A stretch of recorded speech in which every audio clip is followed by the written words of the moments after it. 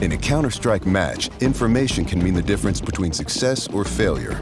As a result, smoke grenades have become a cornerstone of team tactics. With Counter-Strike 2's new game engine, we've evolved smokes and made them dynamic. Smoke grenades now create volumetric 3D objects that live in the world. Now, not only do all players see the same smoke regardless of position, but the smoke can interact with the environment in interesting ways. It reacts to lighting, grows to fill spaces naturally. The shape of the smoke cloud can be pushed and carved by bullets and grenades. In Counter-Strike 2, smoke grenades provide even more tactical opportunities. They're just going to look and play better. Counter-Strike is known for its visceral and satisfying gunplay. Now, firing a weapon looks pretty simple. You click your mouse, your character shoots, your target takes damage. But there's a lot more happening behind the scenes. In previous versions of Counter-Strike, the game only evaluated moving and shooting in discrete time intervals, or ticks, and time between those ticks didn't exist. For the most part, the experience was seamless. But sometimes those milliseconds between click and tick could be the difference between landing or missing your shot.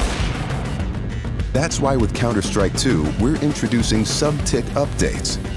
Now the tick rate no longer matters for moving and shooting, so the server will know the exact moment you fired your shot, jumped your jump, or peeked your peek, and the server will calculate your precise actions between ticks.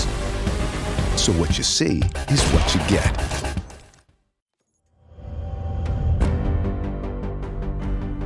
With over 20 years of history, maps are a fundamental pillar of Counter-Strike. And in Counter-Strike 2, maps are getting a new look. But don't worry, you can still bring along your countless hours honing strategies and exploiting every corner and crevice. We took 3 approaches to improving maps while retaining their rich legacy. First, there are touchstone maps. Classic maps with solid foundations that players can use to evaluate gameplay changes from CS:GO to Counter-Strike 2. These have improvements to lighting and character read, but otherwise haven't been changed. Next, we have upgrades. These are maps that use new Source 2 lighting, including a physically based rendering system that produces realistic materials, lighting, and reflections. And finally, overhauls. The oldest maps have been fully rebuilt from the ground up, leveraging all of the Source 2 tools and rendering features. These tools will be available for community map makers to make it easier to build, experiment, and iterate.